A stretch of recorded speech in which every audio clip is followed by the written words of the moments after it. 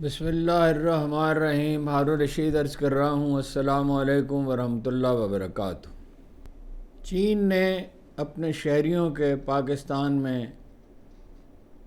آنے پہ پابندی عائد کر دی ہے، اس کا باقاعدہ طور پر اعلان کر دیا ہے۔ نون لیگ کے ایک سینیٹر نے اعلان کیا ہے کہ آئینی ترمیم میں مولانا فضل الرحمان کی خواہش کے مطابق تراش خراش کر دی گئی ہے، لیکن جمعیت علماء اسلام کے سینیٹر کامران مرتضیٰ نے کہا ہے کہ ایسا کوئی واقعہ رونما نہیں ہوا۔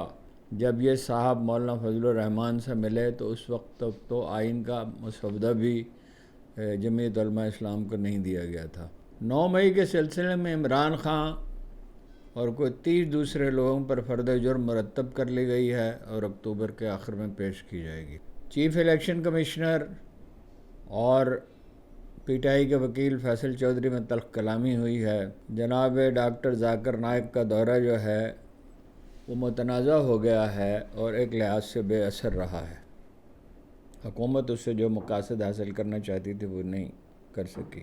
پشتون قومی جرگہ ضلع خیبر میں ہونا تھا، جو اس سے پہلے خیبر ایجنسی کہا جاتا تھا، جو شہر سے ملحق ہے، اور وہاں دفعہ 144 نافذ کر دی گئی ہے، لیکن منظور پشتین نے اس کی پابندی کو قبول کرنے سے انکار کر دیا ہے اور یہ کہا کہ فوری طور پر، بلکہ انہوں نے کہا 1 گھنٹے میں یہ فیصلہ واپس لیں۔ وہاں پولیس پہنچ گئی ہے، دوسری فورسز پہنچ گئی ہیں، اور منظور پشتین کے مطابق وہ بڑا اپنا ساز و سامان لے کر آئی ہیں۔ انہوں نے کہا ہے کہ اگر یہ لوگ واپس نہ گئے تو ہم ہر گاؤں میں اعلان کریں گے کہ لوگ، بچے، بوڑھے، جوان سب پہنچ جائیں اور پھر جو بھی ہوگا دیکھا جائے گا۔ بشرا بی بی کی درخواست ضمانت کی سماعت کل تک کے لیے ملتوی کر دی گئی ہے توشہ خانہ کیس میں۔ نہ صرف چین نے اپنے شہریوں کو پاکستان کا دورہ کرنے سے منع کیا ہے وہ پرسوں کے واقعے کے بعد، بلکہ اور غیر مبہم الفاظ میں، اور چینیوں نے کہا تھا کہ بے فوری کارروائی کی جائے، اور کئی واقعات ہو چکے ہیں۔ یہ کراچی کے واقعے کے بعد ظاہر ہے وہ پریشان ہے۔ اگرچہ کوئی سخت الفاظ استعمال نہیں کیے گئے، لیکن اس فیصلے سے اندازہ ہوتا ہے کہ چینی حکومت اس پہ کتنی پریشان ہے، اور وہ ایک طرح سے ذمہ دار لوگوں کو غیر ذمہ داری کا مرتکب سمجھتی۔ دوسری طرف امریکہ نے پاکستان پر زور دیا ہے کہ آئین اور قانون پر عمل درآمد یقینی بنانے کے لیے انسانی حقوق اور بنیادی آزادیوں کا احترام کیا جائے۔ محکمہ خارجہ کے ترجمان میتھیو ملر نے کہا ایک بریفنگ میں کہ دوسرے ممالک کی طرح پاکستان میں بھی آزادی اظہار اور پرامن اجتماع کی ہم حمایت کرتے ہیں۔ امریکیوں کی منافقت کی کوئی حد ہی نہیں ہے۔ یعنی ایک طرف ان کے ذمہ دار لیڈر، جل غالباً نام ہے اس خاتون کا جو صدارتی امیدوار ہیں، وہ نمایاں امیدواروں میں تو نہیں ہیں، انہوں نے کہا ہے کہ عمران خان کی گرفتاری کی ذمہ داری جو ہے اور ان کے ساتھ جو سلوک ہو رہا ہے وہ امریکی انتظامیہ پہ عائد ہوتی ہے۔ ایک سابق برطانوی سفیر بھی یہ بات کہہ رہے ہیں کہ جب سے عمران خان نے افغانستان میں امریکی مداخلت اور ڈرون حملوں کی مذمت کی تھی، اسی وقت امریکہ نے فیصلہ کر لیا تھا کہ عمران خان کو اقتدار سے ہٹا دیا جائے گا۔ باقی تاریخ ہے، سب لوگ جانتے ہیں کہ ڈونلڈ لو نے کیا کہا، جنرل باجوہ نے کیا کیا، اور نیشنل سلامتی کونسل کے اجلاسوں میں اسے مداخلت قرار دیا گیا۔ لیکن یہ بڑی دلچسپ بات ہے کہ اسے مداخلت تو کہا جاتا ہے مگر سازش تسلیم کرنے سے انکار کیا جاتا ہے۔ مداخلت سے بڑی سازش کیا ہو سکتی ہے؟ صاف الفاظ میں اس میں کہا گیا تھا کہ اگر وہ جو خط تھا کہ جو وزارت خارجہ کو بھیجا گیا اور مخاطب اس کے جنرل باجوہ تھے، اس میں کہا گیا تھا کہ اگر اس کو ہٹا دیا جائے عمران خان کو تو پاکستان کو معاف کر دیا جائے گا، معاف۔ ان کا جو دورہ تھا عمران خان کا دورہ روس، جب اچانک وہاں اسی دن یوکرین والی جنگ شروع ہو گئی، تو اس کے لیے وہ اسٹیبلشمنٹ سے اور وزارت خارجہ سے مشورہ کر کے گئے تھے، لیکن بعد میں جنرل باجوہ صاحب نے جو ہے وہ اس کی تردید کر دی اور بہت سے اقدامات کیے، لیکن بہرحال امریکیوں کی منافقت کی تو کوئی آخری حد ہی نہیں ہے۔ ایک بڑی دلچسپ خبر یہ ہے کہ خواجہ سعد رفیق سے ایک اخبار نویس نے کہا پرسوں جو فلسطین پہ جو غزہ پہ کانفرنس ہوئی تھی، کل جماعتی کانفرنس ایوان صدر میں، کہ عمران خان یہاں نہیں ہیں، کیا ہی اچھا ہوتا کہ وہ یہاں موجود ہوتے۔ اس پہ خواجہ سعد رفیق نے کہا کہ 6 ماہ سے 1 سال کے دوران وہ ہمارے درمیان ہوں گے، مگر اس وقت ہم اپوزیشن کے ٹرک پر سوار ہوں گے۔ یعنی خواجہ سعد رفیق کے خیال میں حکومت کی مہلت زیادہ سے زیادہ اتنی ہی ہے۔ اسلام آباد ہائی کورٹ نے توشہ خانہ کیس میں بشرا بی بی کی درخواست ضمانت دائر کی گئی تھی، اس کی سماعت کل تک ملتوی کر دی گئی ہے۔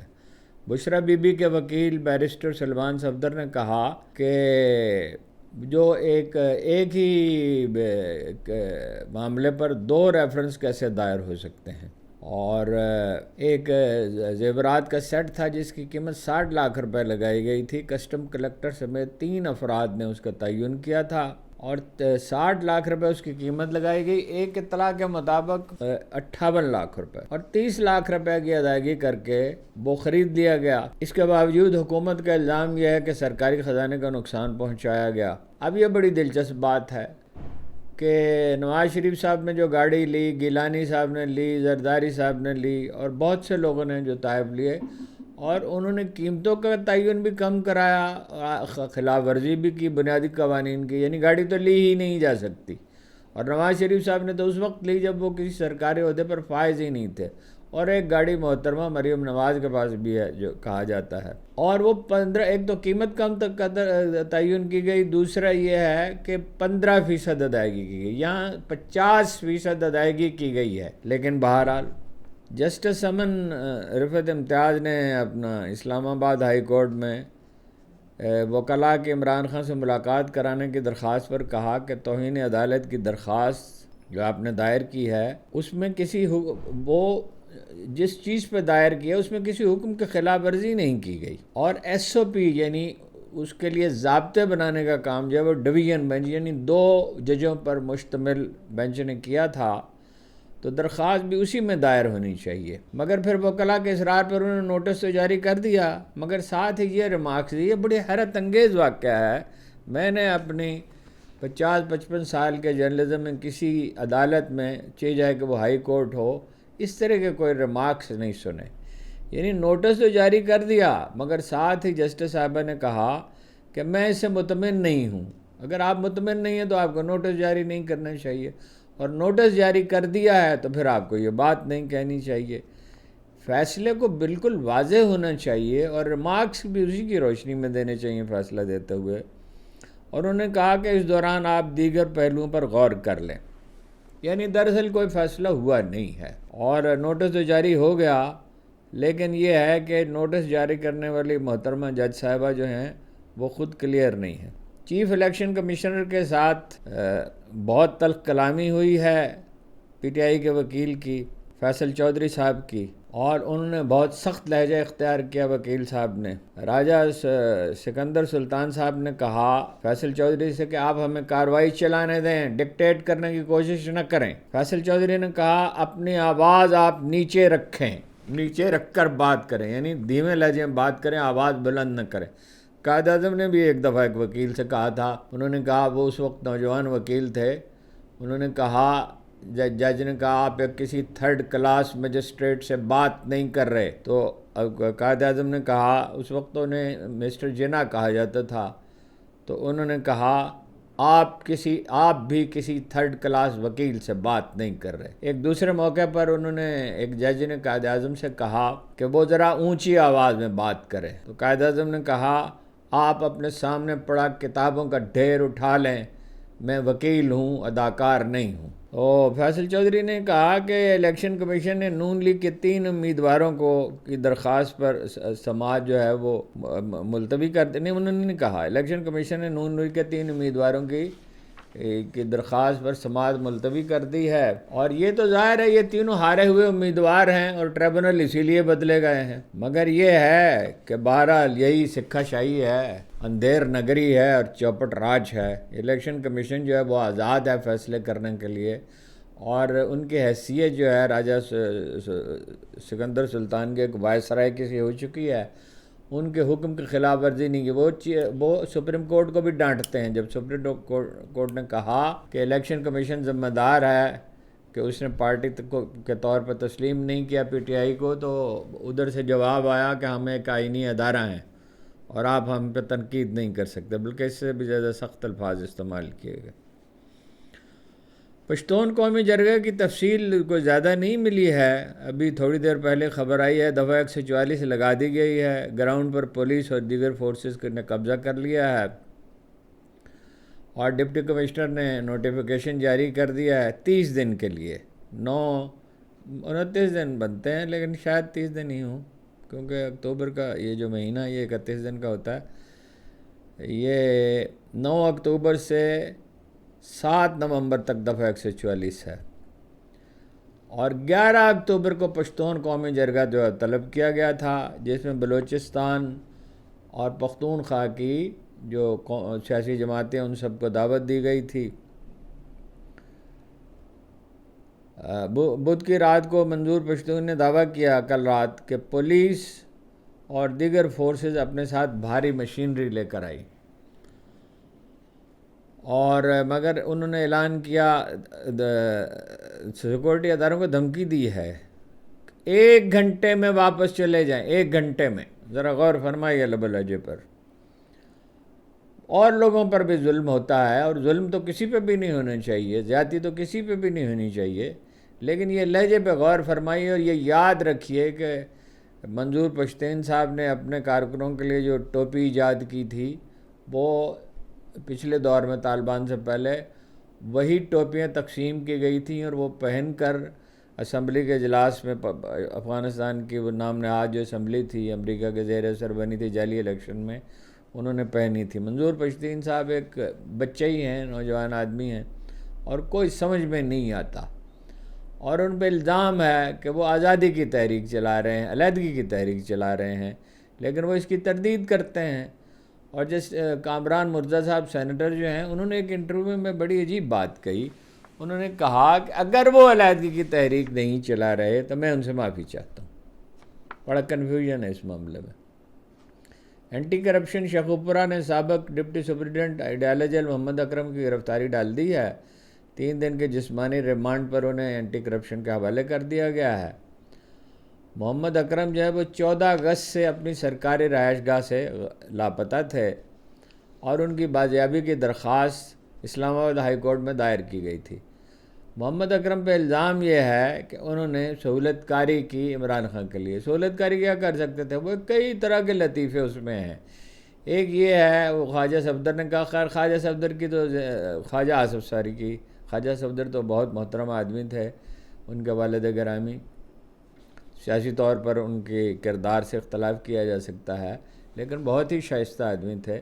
خواجہ صاحب تو دونوں دفعہ جیل سازی سے جیتے ہیں، ایک دفعہ جنرل باجوہ نے انہیں جتایا، وہ ہار گئے تھے عثمان ڈار صاحب سے، دوسری دفعہ وہ بری طرح ہارے ہیں اور بالکل جیل سازی کر کے وہ جیتے ہیں۔ تو وہ کہتے ہیں کہ ایک ٹیلی فون ہے عمران خان کے پاس۔ ٹیلی فون کیسے ہو سکتا ہے عمران خان کے پاس؟ وہاں ٹیلی فون تو بہت دور کی بات ہے، وہاں تو جیمرز لگے ہوئے ہیں، وہاں سگنل آتے ہی نہیں ہیں، اور جو سرکاری دفتر ہے اس میں خصوصی اہتمام کیا گیا ہے کہ وہ اپنے کمپیوٹر سے بات کر سکتے ہیں، اس کے لیے خاص طرح کا سسٹم جو ہے وہ استعمال کیا جا رہا ہے۔ اور سہولت کاری وہ کیا خاص کر سکتے تھے؟ بھائی یہ کہ ان سے بات کر لی ہوگی جس کی اجازت نہیں ہے، اب بھی عملے کو اجازت نہیں ہے، اور اطلاعات یہ ہیں کہ لنگر کا کھانا دیا جا رہا ہے، اور بجلی اب بند کر دی گئی، پہلے 500 کا بلب لگایا تھا، بجلی بند کر دی گئی ہے، گھر سے کپڑے پہنچانے کی اجازت نہیں ہے، کپڑے گندے ہو جائیں، میلے ہو جائیں، اور کئی راتوں سے پی ٹی آئی کے حلقے کہہ رہے ہیں انہیں سونے نہیں دیا گیا، اور ان کی بہنوں کو بھی گرفتار کر لیا گیا ہے، ذہنی اذیت کا جو بھی طریقہ ہو سکتا ہے، اور اب ان پر مقدمہ چلے گا 9 مئی کا، اور وہ جو 30 ملزمان ہیں جن کے نام ابھی سامنے نہیں آئے، ان کے علاوہ ان کو جناب نقول فراہم کر دی گئی ہیں اس کی فرض جرم کی، اور عمران خان صاحب کو بھی فراہم کر دی گئی ہوگی۔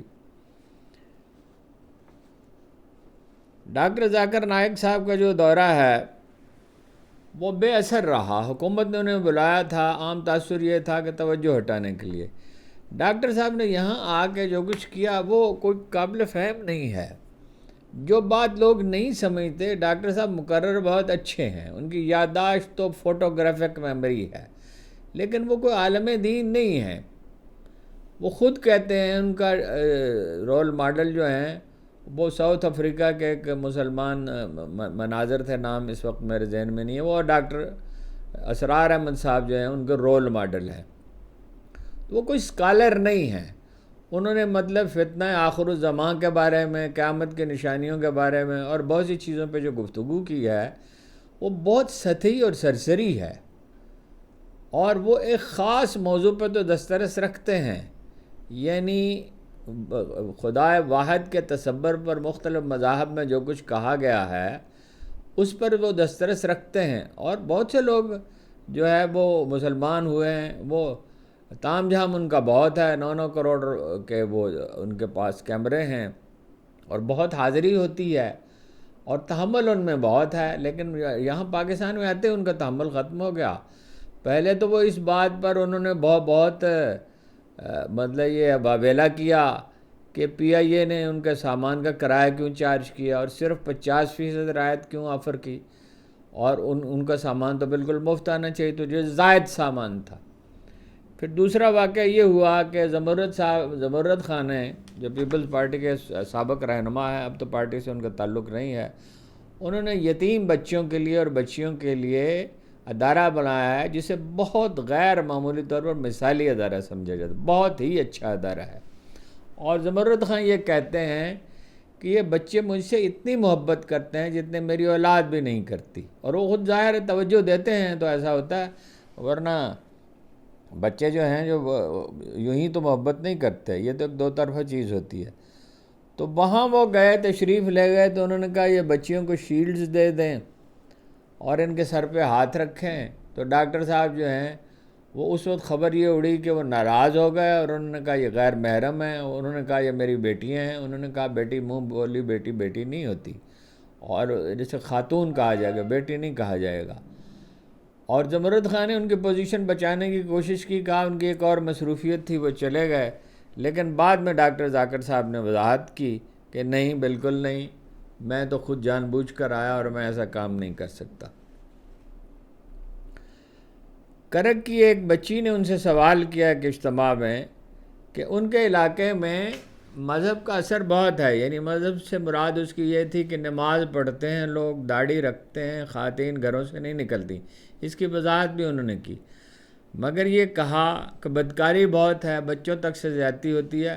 اس پہ ڈاکٹر ذاکر نائک صاحب نے ان سے کہا کہ وہ معافی مانگیں سوال کرنے پہ کون سی معافی ہوتی ہے.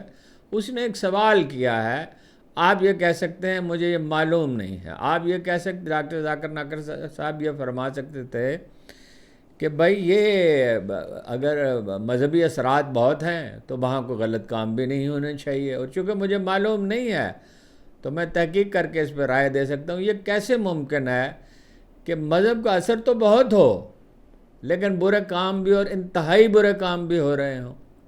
رسول اللہ صلی اللہ علیہ وسلم نے فرمایا جب آدمی کوئی اس طرح کی حرکت کرتا ہے تو وہ ایمان سے اس طرح نکل جاتا ہے جیسے قمیض جو ہے وہ سر سے نکل جاتی ہے.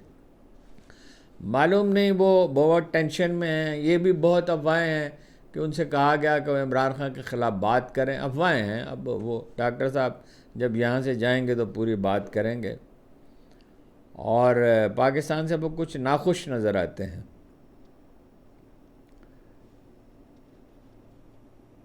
بنگلہ دیش سے بڑی اہم خبر آئی ہے.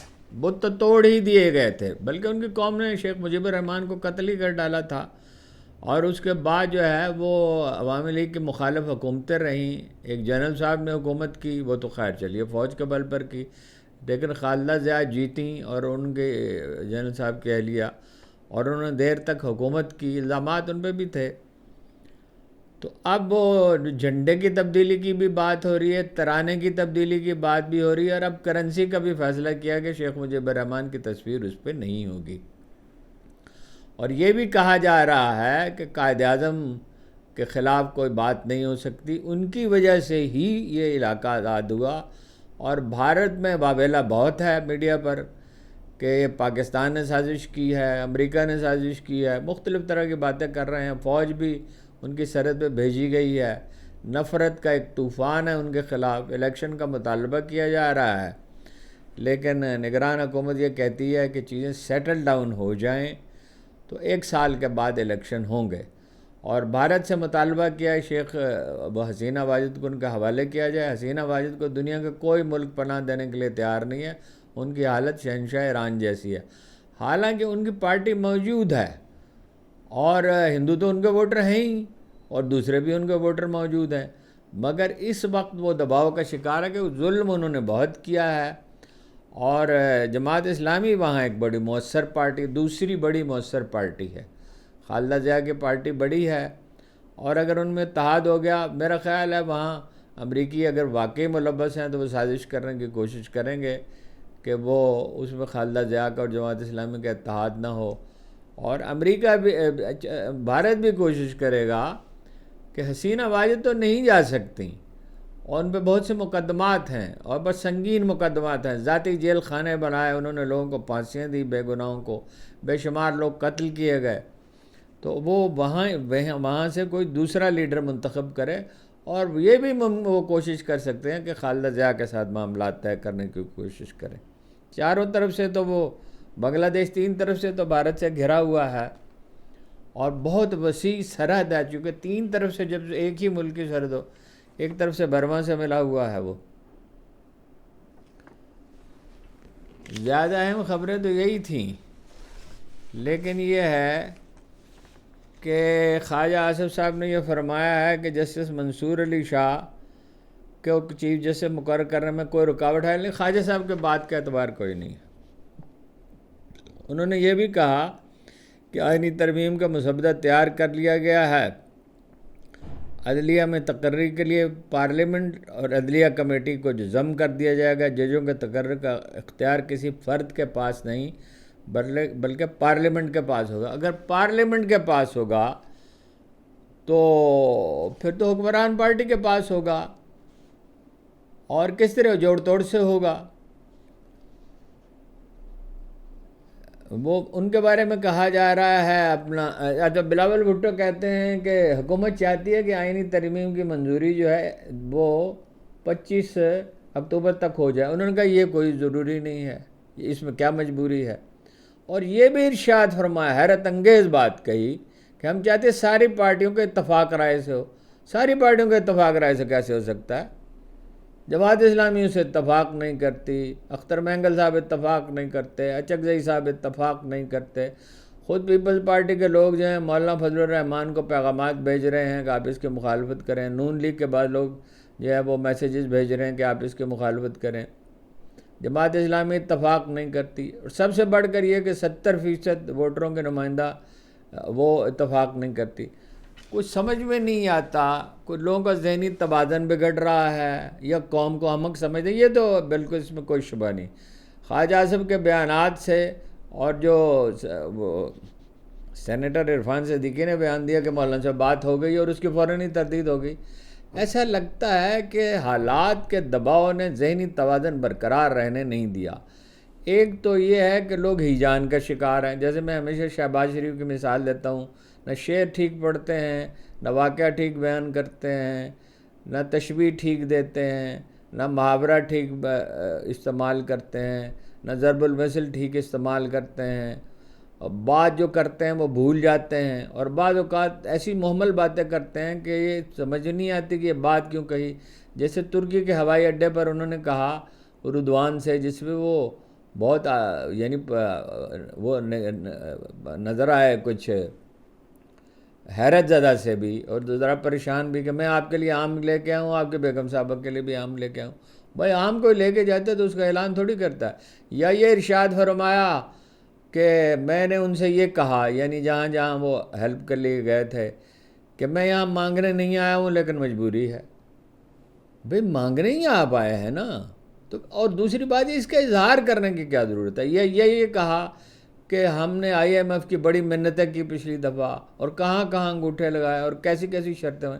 بعض باتیں سرے سے کہنے کی جو نہیں ہوتی وہ کہتے ہیں وہ. اور اس کی وجہ سے تاثر بہت خراب ان کا ہوتا ہے، ایک مزاحیہ کردار بن کر وہ ابھر رہے ہیں۔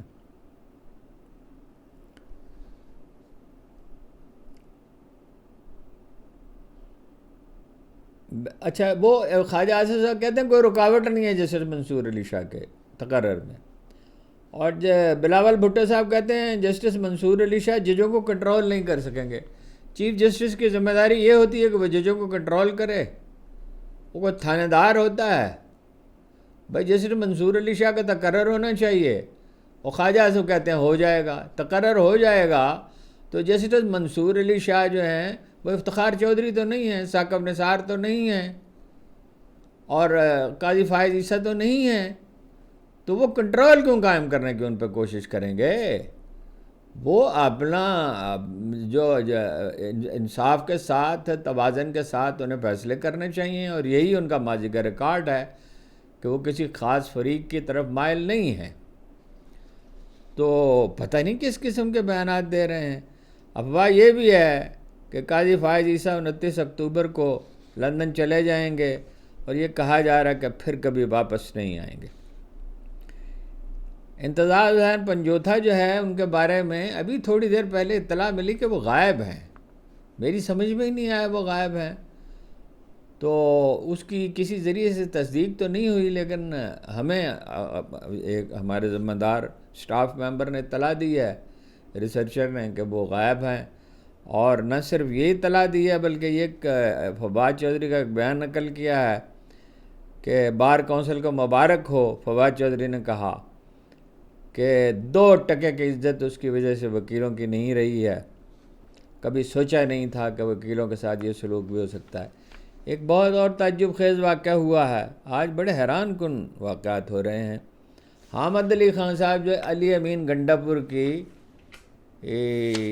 اس کی حمایت میں میدان میں اترے ہیں، اور انہوں نے کہا ہے کہ وہ مظلوم ہیں، وکٹم انہوں نے کہا، انہوں نے سب کچھ تشدد سے بچاؤ کے لیے کیا، تو تشدد سے بچاؤ کے لیے کیا ہے تو اتنی بات پوری بتا دیں، سچ بولیں، صحیح بات بتائیں، اور وہ کہاں رہے یہ بتائیں۔ وہ ہیلی کاپٹر پہ گئے ہیں، اطلاعات یہ ہیں آزاد اخبار نویسوں کی، انہوں نے ایک اسٹیبلشمنٹ کی ذمہ دار شخصیت سے پشاور کے ساتھ دوپہر کا کھانا کھایا ہے۔ یہاں بھی کہا جاتا ہے کہ وہ انہی کی تحویل میں تھے۔ تو حامد علی خان صاحب جو ہیں ان کا موقف یہ ہے کہ ان لوگوں نے یعنی حکومت کے اوچھے ہتھکنڈوں کی وجہ سے کوئی بھی محفوظ نہیں ہے۔ اسے کہتے ہیں پنجابی میں خواجہ گواہ ڈڈو، ہاں جی، یعنی یہ بیان ان کی پوزیشن خراب کرنے کے لیے دیا ہے یا ٹھیک کرنے کے لیے دیا ہے۔ اور سب سے اہم خبر یہ ہے جو مجھے سب سے پہلے سنانی چاہیے تھی، احتجاج کی نئی حکمت عملی پی ٹی آئی نے بنا لی، فیصلہ کیا ہے کہ 11 اکتوبر کو ملتان اور ساہیوال میں احتجاج ہوگا، اور 12 کو ڈیرہ گجرانوالہ اور سرگودا میں ہوگا، اور 13 کو ڈیرہ غازی خان میں ہوگا، اور 14 کو لاہور اور فیصل آباد میں ہوگا، اور پھر یہ اعلان کیا جائے گا تاریخ کا، اور یہ سب لوگ جو ہیں اس اثناء میں وہ کانفرنس ہو چکی ہوگی، شنگھائی تعاون کانفرنس، یہ اسلام آباد کا رخ کریں گے۔